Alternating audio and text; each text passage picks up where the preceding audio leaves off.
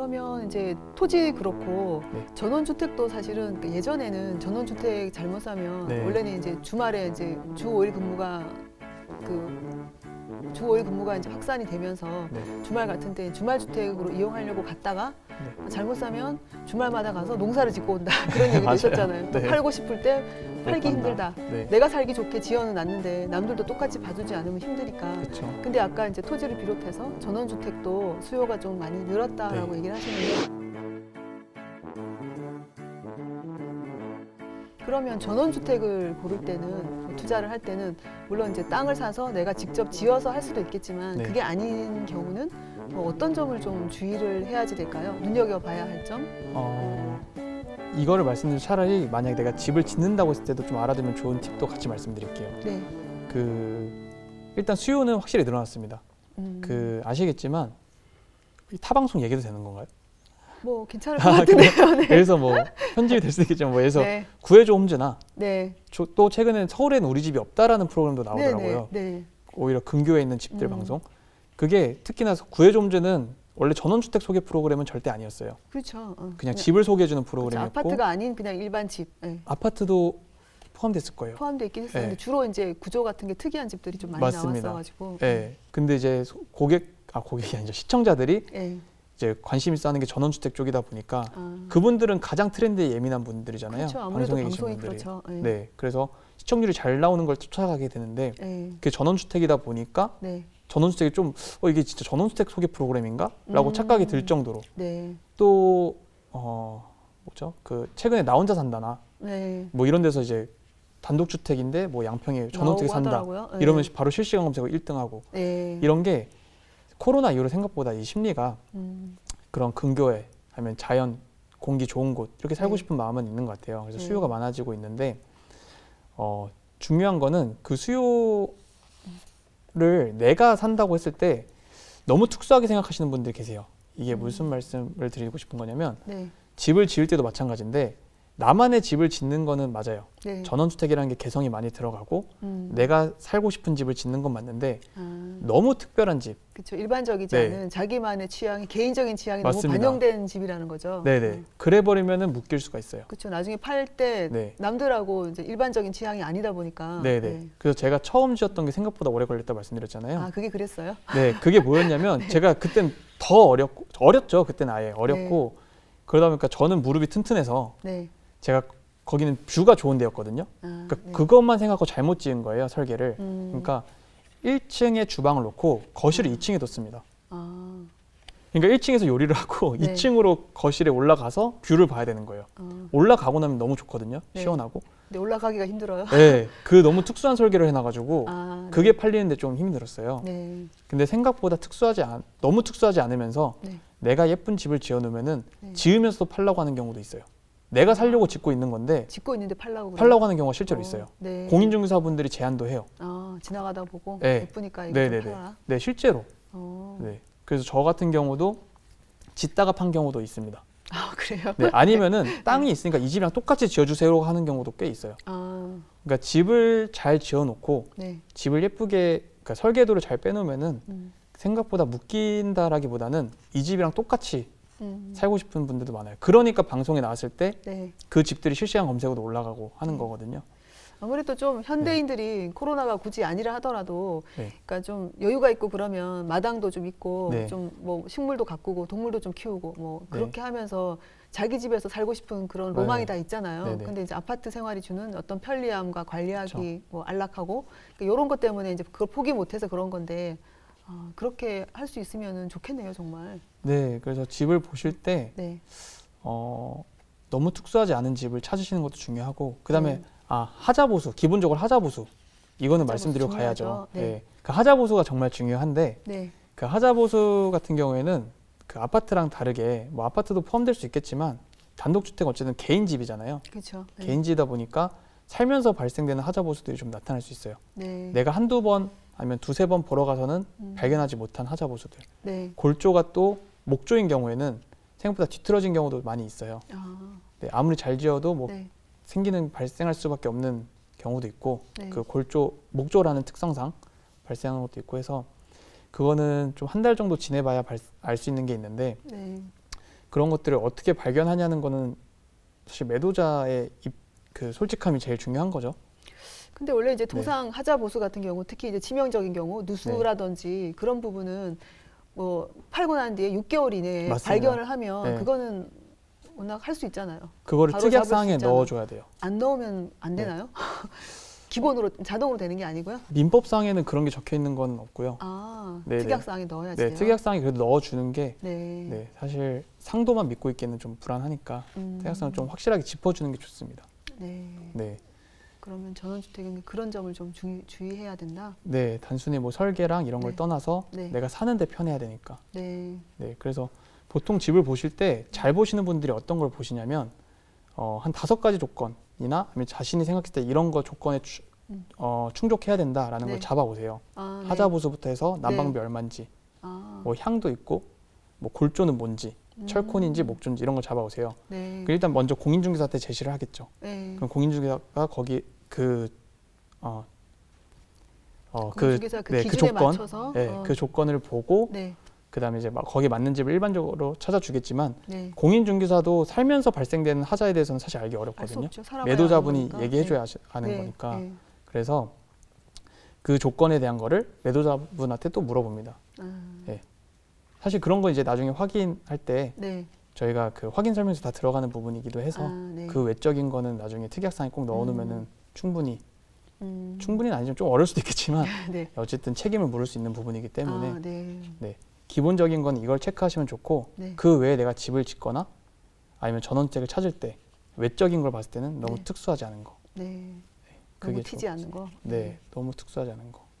그러면 지금 이제 하자 보수에 대한 네. 얘기를 하셨는데 그럼 네네. 전원주택을 뭐 매매를 하거나 할 때는 네. 좀 특약 사항 같은 걸 좀 꼼꼼하게 잘 써놔야겠네요. 일반 그쵸. 집들하고 다르잖아요. 아파트나 네네. 이런 것도 다르고 관리 사무실에서 관리해 주는 것도 아니고 네, 맞습니다. 자기가 알아서 다 이제 해야 되는 부분인데 네. 그럼 아까 하자 보수에 대한 부분을 특약 사항에 또 써야 되고 네. 그다음에 또 어떤 부분을 좀 주의를 해야 될까요? 특약 사항에 포함시켜야 될 것? 토지랑 전원책을 같이 묶어서 말씀드릴게요. 네. 그렇게 많지는 않아요. 그렇다고. 네. 예를 들어서 뭐 아파트랑 똑같이 포함되는 건 뭐 잔금일 기준으로 공과금을 계산한다. 네. 그리고 저당권은 말소한다. 네. 이런 거는 당연히 들어가는 거고요. 네. 그다음에 아까 하자보수. 네. 하자보수에 대한 거를 조금 꼼꼼하게 보시면 좋을 것 같아요. 음, 그거를 충분히 매도자분한테 인지를 시켜 놓는 게 좋아요. 네. 왜냐하면 매도자분이 결국 정보를 많이 알고 있잖아요. 그 그쵸. 집에 대한 걸. 네. 그래서 생각보다 나쁜 분은 그렇게 많진 않아요. 예, 하자에 대한 것도 얘기해주고 네. 거기에 대한 리모델링 비를 깎아주는 경우도 좀 있어요. 예, 충분히 협상이 가능한 부분이죠. 네. 그래서 그런 거를 악한 사람은 그렇게 많이 않으니까 하자 보수에 대한 건 꼼꼼하게 체크하시는 게 가장 중요한 포인트인 것 같고 네. 땅을 산다고 했을 때는 아까 분할 매매를 만약에 한다라고 네. 가정해서 큰 땅 중에 내가 다 사는 게 아니라 일부를 땅을 산다고 했을 때는 분할을 명확하게 해주고 필지가 부여됐을 때 소유권 네. 이전을 한다. 아, 만약에 그게 소유권 이전이 정상적으로 되지 않을 때에는 네. 당연히 뭐 계약금을 환수한다. 그런 것도 좀 특약 사항에 써놔야죠. 꼭 써놔야죠. 써놔야겠네요. 네. 그다음에 또 분할하는 데 있어서 발생할 수 있는 게 네. 이거는 약간의 오해 소지가 있는데 네. 분할하는 과정에서 측량이란 걸 하거든요. 분할 네. 측량이란 걸 하는데 그렇겠죠. 네. 측량이란 거는 어쨌든 뭐 1cm, 2cm까지는 다 완벽할 수는 없어요. 네. 그래서 그 오차범위라는 게 있는데 그 오차범위 내에서 발생하는 토지 면적의 약간의 차이는 네. 상호 그냥 이해한다로 가야 되는 것 같고 네.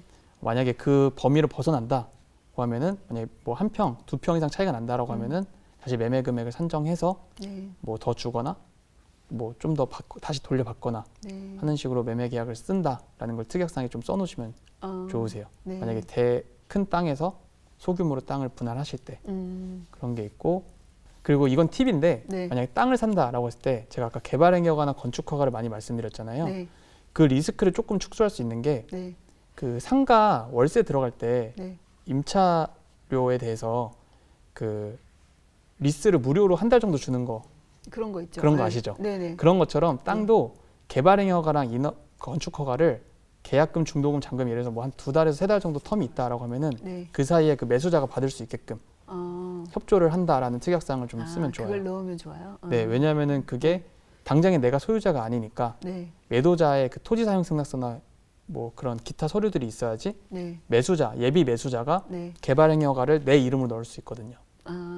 그렇겠네요. 어차피 네. 그러니까 명의가 이전될 거잖아요. 그쵸. 그러면 개발행위허가나 건축허가를 소유권 이전하기 전에 만약에 받을 수 있다면 네. 그분은 토지를 사자마자 바로 내가 하고 싶은 뭐 건축을 하든 집을 네. 짓든 아니면 다른 기타 개발을 하든 네. 가능하니까 그것도 가능하고 대출도 네. 많이 받을 수 있고. 대출도 많이 받을 수 있죠. 잔금 때. 그렇죠. 네. 개발 행위 허가가 있어야 대출을 받을 수 있는 이제 네. 퍼센트가 더 올라간다고 했으니까. 진짜 빠르신데요? 벌써 그 얘기하셨으니까. 네네.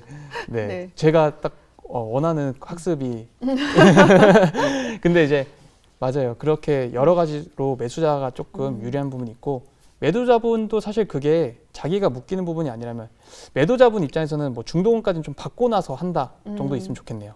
왜냐하면 개발행위 허가를 매수자 측으로 해놨는데 예비 매수자 측으로 해놨는데 불발이 되거나 할 수도 네, 있으니까. 그러면 안 최악의 되니까. 경우. 네. 그러면은 중도금을 좀 땡겨서 먼저 받고 이렇게 네. 해도 되긴 하겠네요. 1,000원만 받아도 되죠, 사실 중도금은. 그렇죠. 중도금 자체가 이제 액수보다 중도금이 오갔다고 하는 게 그게 중요한 거니까. 그쵸. 의사가 중요한 거잖아요. 네, 그러면 이제 함부로 해제를 못 하니까 네. 계약 해제를 못 하니까 네. 그 정도 되면 이제 매도자 측에서도 좋고 네. 매수자 측에서도 내가 이걸 진짜로 사서 개발을 할 거다, 아니면 집을 지을 거다 할 때는 그게 꿀팁이 될 수 있을 것 같습니다. 네. 네.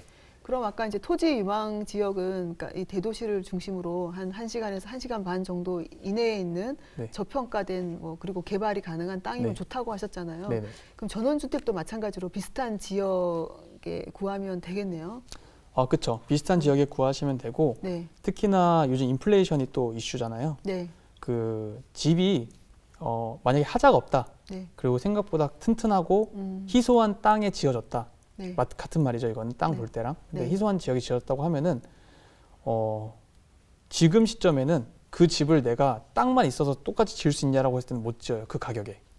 물가 상승이 있었기 때문에 인건비 상승도 있었고. 그렇죠. 건축비도 올라가고 하니까. 네네. 그래서 생각보다 전원주택도 시세차가 가능합니다. 네. 그것 때문에요. 네, 그런 부분이 있어요. 집만 튼튼하다면, 네. 하자 보수에 대한 것만 깔끔하다면 가능합니다. 이거는 뭐 제가 뜬구름 잡는 말씀드리는 게 아니라 많이 있는 일이에요. 그래요? 네. 거래가 생각보다 깔끔하게 금방금방 일어나는 집들도 많거든요. 전원주택이라도. 집이 상태가 좋고 그러면 당연히 그럴 네. 것 같아요. 네, 당연한 겁니다. 내가 근데 이거 지으려고 그래도 이거보다 더 잘 지을 자신 없으면 네네. 또 생각보다 저렴하고 그러면 그 사는 게 맞는 거죠. 네, 그게 요즘 좀 기존에 전원주택을 많이 보러 다니시던 분들 네. 사이에서는 이게 이제 인정되고 있어요. 그래요? 지금 이제는. 네, 그전에는 아니야 이렇게 해서 계속 보러 다니셨는데 그러다 보니까 당연히 파는 사람도 환급성이 좀 늦어졌는데 네. 이제는 확실히 이렇게 많이 돌아다니시는 분들이 이제 알잖아요. 그렇죠. 그 사이에 또 가격도 오른다는 걸 알았고 그러다 보니까 이건 내가 똑같이 지어도 못 짓겠다라는 걸 이제 아는 분들은 빨리 사는 분들도 계세요. 그래서 뭐 말이 쉬워서 뭐 집을 네. 땅을 사서 집을 짓는 거지 사실 집 짓는 일이 네. 상당히 스트레스 많이 스트레스 받는 받죠. 일이잖아요. 네. 좀 확실하게 믿을 만한 건축사나 뭐 그런 분들이 있어서 믿고 그냥 맡겨놓으면 모르겠지만 네. 그게 아닌 이상은 뭐 수시로 들여다봐야 되고 그래서 네. 예전에는 뭐 집 지으려고 그러면 혈압약도 같이 먹어야 된다 맞아요. 그런 얘기가 있을 정도로 네. 몇 년을 늙는다. 네네. 정말 미운 놈 있으면 집 지으라고 해라 뭐 이런 얘기 있잖아요.